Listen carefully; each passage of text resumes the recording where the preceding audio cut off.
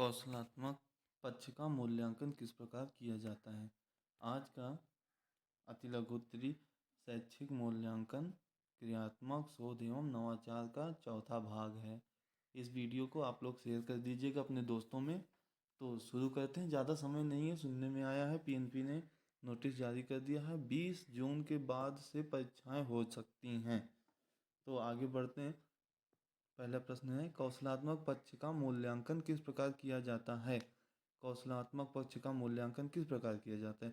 आप उत्तेजना का उद्दीपक देके गत्यात्मक क्रिया या कार्यवाही कर के नियंत्रण से, सामंजस्य से और स्वाभाविकरण से, मतलब आप किसी को क्रोध दिलवा सकते हैं, उससे मूल्यांकन, उसके कौशल के पक्ष का मूल्यांकन कर सकते हैं। आप गत्यात्मक किसी प्रकार की कार्यवाही करवा सके, या किसी कोई बच्चा जैसे बदमाशी करता है उस पर नियंत्रण करते हैं ना, डांट के प्यार से कुछ भी करके, उस तरह से।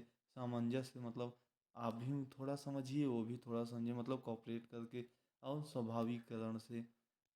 आगे बढ़ते हैं। शैक्षिक अनुसंधान में मूल्यांकन की क्या उपयोगिता है। मूल शैक्षिक अनुसंधान में मूल्यांकन की बहुत सारी उपयोगिताएं हैं। जैसे सीखने की प्रेरणा मिलती है, पाठ्यक्रम में परिवर्तन होता है, शिक्षण में उन्नति होती है, परीक्षण में सुधार होता है। ठीक दोस्तों, और विद्यालय में सुधार होता है। अवलोकन का मूल्यांकन में क्या महत्व है। ऐसे बढ़ते हैं, अवलोकन का मूल्यांकन में क्या महत्व है। तो क्रिया शोध के उपकरण के क्रिया शोध के उपकरण के रूप में अवलोकन से तात्पर्य है उस शोध में ली जाने वाली जनसंख्या के किसी कार्य या व्यवहार को देखने या अवलोकित करना, जिससे उसके कार्य व्यवहार की विषय में निर्णय लिया जा सके। आगे बढ़ते हैं। दो प्रश्न हैं, दोनों प्रश्न का उत्तर एक ही है। मेरी थोड़ी तबीयत खराब है तो आप लोग मुझे सपोर्ट करिएगा। नवाचार की दृष्टि से प्रार्थना स्थल की किन्हीं दो गतिविधियां का उल्लेख कीजिए। प्रार्थना स्थल की गतिविधियों में नवाचार बताइए। तो देखो, जहाँ प्रार्थना होता है वहाँ बच्चों की साफ सफाई की जांच और स्वस्थ आदतों का विकास होने की प्रेरणा दी जाती है। कहते हैं ना, आप अपने आसपास साफ सफाई रखिए, स्वस्थ रहिए, मस्त रहिए, ऐसी प्रेरणा दी जाती है। फिर किसी महापुरुष द्वारा धर्म ग्रंथ में जो भी स्लोगन बोले होते हैं, तो उनका उसी स्लोगन को प्रेरणा दी जाती है। जैसे कि स्वामी विवेकानंद जी ने कहा था, उठो जागो और तब तक लक्ष्य की तरफ भागो जब तक उसकी प्राप्ति न हो जाए। ठीक ऐसे ही रचनात्मक मूल्यांकन क्यों आवश्यक है। रचनात्मक मूल्यांकन इसलिए आवश्यक है जिससे किसी निर्माणाधीन शैक्षिक कार्यक्रम, शिक्षण प्रविधि को अंतिम रूप देने से पूर्व उसमें आवश्यक संशोधन या परिमार्जन किया जा सके। ठीक, आगे बढ़ते हैं। क्रियात्मक अनुसंधान में न्यायदर्श का क्या अर्थ है। क्रियात्मक अनुसंधान में न्यायदर्श का क्या अर्थ है।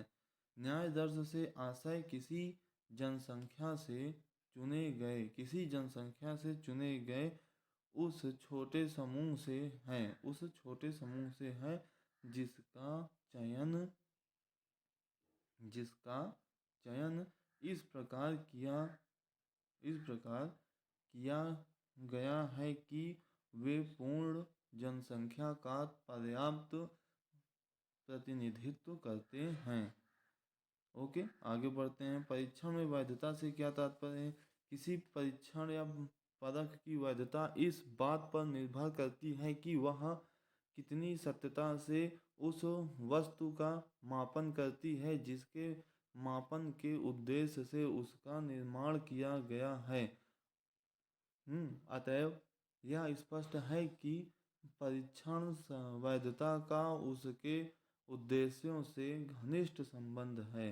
वैधता एक अच्छे परीक्षण का मुख्य गुण है, अर्थात परीक्षण में वैधता से आशय उस कार्य कुशलता से है जिससे कि वह परीक्षण उस तथ्य का मापन करता है जिसके लिए वह बनाया गया है। आगे बढ़ते हैं। शिक्षा में नवाचार का अर्थ बताइए।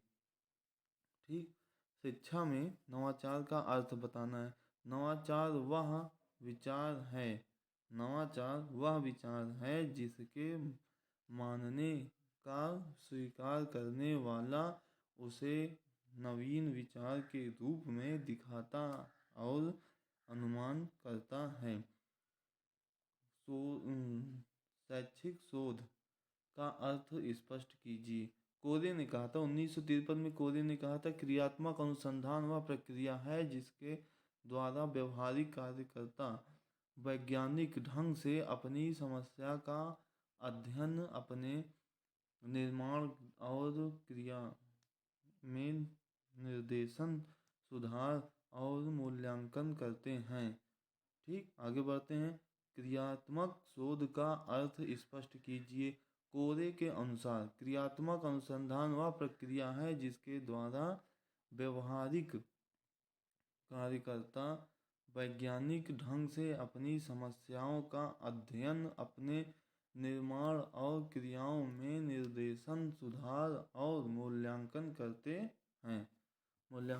हैं। ठीक, आगे बढ़ते हैं। क्रियात्मक शोध के दो प्रमुख उपकरण लिखे। क्रियात्मक शोध के दो प्रमुख अवलोकन एवं साक्षात्कार क्रियात्मक शोध के दो प्रमुख उपकरण हैं। लिखित परीक्षा की उपयोगिता लिखिए। देखिए, लिखित परीक्षा बालक के ज्ञान, दृष्टि एवं स्थायी होती है और पठित अंश या विषय वस्तु को भली भांति समझ लेता है। हाँ, ठीक, मतलब कि जो भी लिखा हुआ है उसे पढ़ता है, समझ लेता है, तब वह उसका उत्तर देता है। बालक में मौलिकता का विकास होता है। बालक में चिंतनशील ग्रहण शक्ति का विकास होता है। जैसे कोई प्रश्न आपको फंस जाए तो आप लोग कैसे उत्तर देते हैं, ये भी सोच सोच के उत्तर देते हैं ना, तो उससे चिंतन शक्ति और ग्रहण शक्ति का विकास होता है। सामाजिक कौशल मूल्यांकन के उपकरण कौन कौन से हैं? ठीक, सामाजिक कौशल मूल्यांकन के मापन एवं मूल्यांकन हेतु तीन प्रकार के उपकरण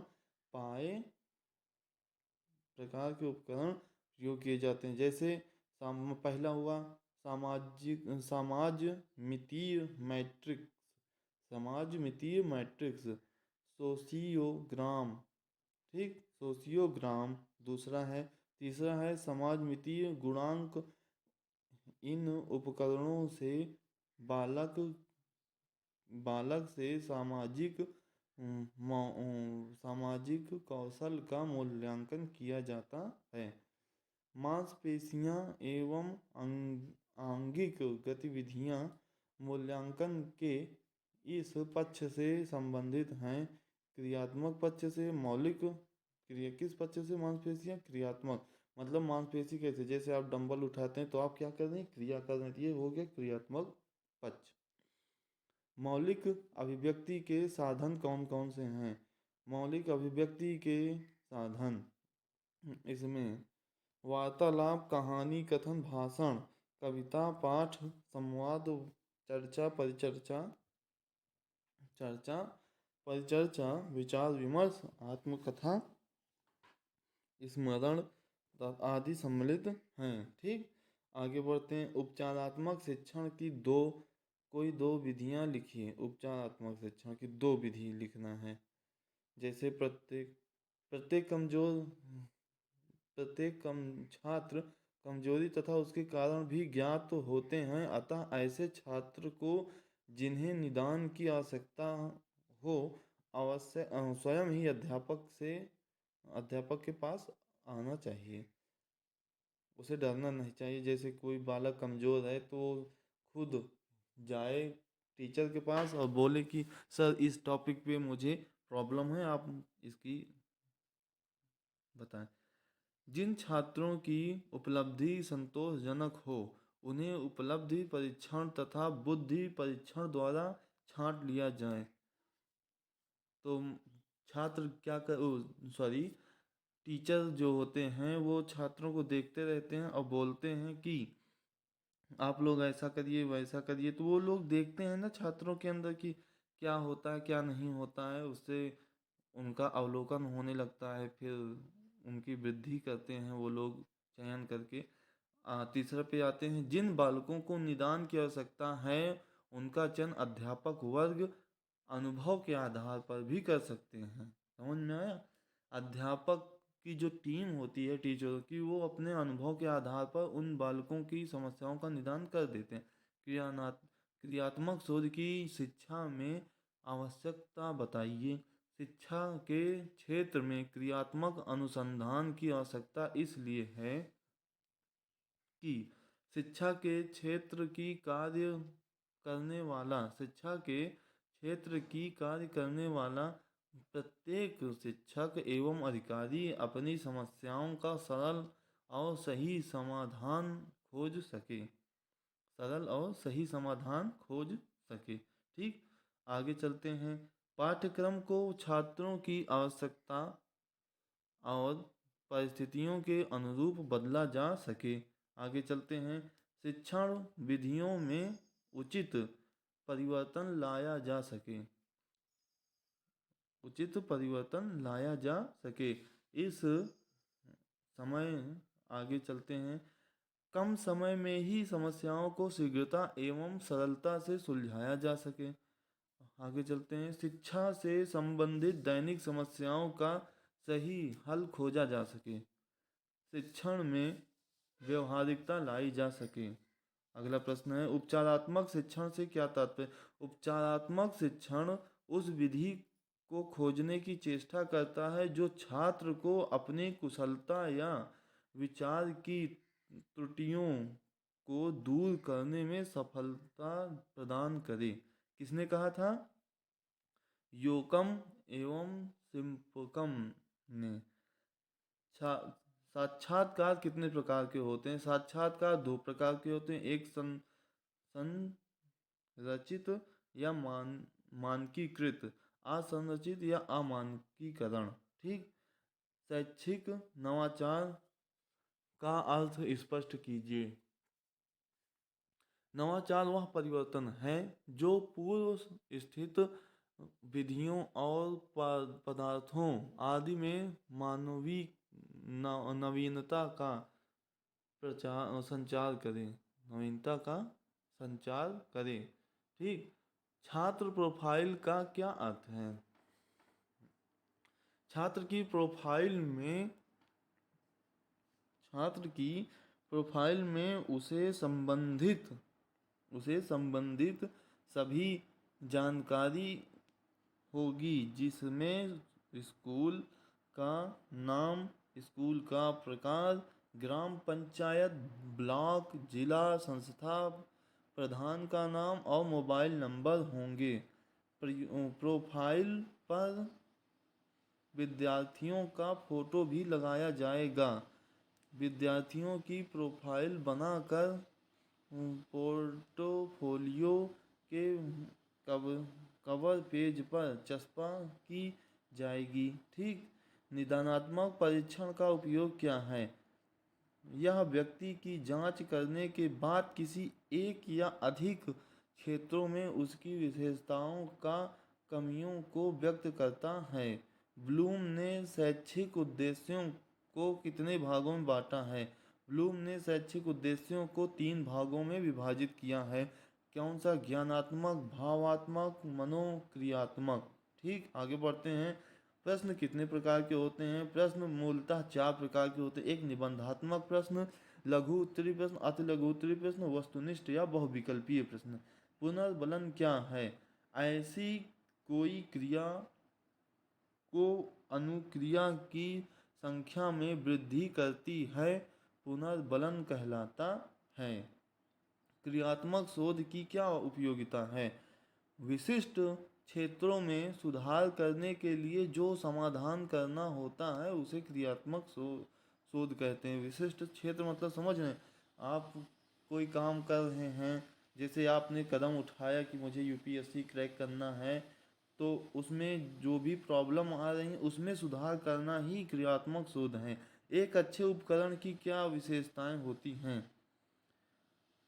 अच्छे परीक्षण, इसका उत्तर होगा अच्छे परीक्षण एवं उद्देश्यपूर्ण होते हैं। ठीक, अच्छे परीक्षणों का प्रशासन सरल होता है। अच्छे परीक्षण विश्वसनीय एवं वैध होते हैं। अच्छे परीक्षण विश्वसनीय एवं वैध होते हैं। अच्छे परीक्षण में वस्तुएं या वस्तुनिष्ठता एवं व्यापकता का गुण पाया जाता है। अच्छे परीक्षण में वस्तुनिष्ठता एवं व्यापकता का गुण पाया जाता है। परीक्षण की वैधता से क्या तात्पर्य है? परीक्षण की वैधता से क्या तात्पर्य है? परीक्षण के उस गुण से होता है जिसके द्वारा यह सुनिश्चित किया जाता है कि यह परीक्षण उन उद्देश्यों की पूर्ति कर रहा है कि नहीं जिसके लिए इसका निर्माण किया गया है। समझ में आया? जैसे आपने कोई काम किया,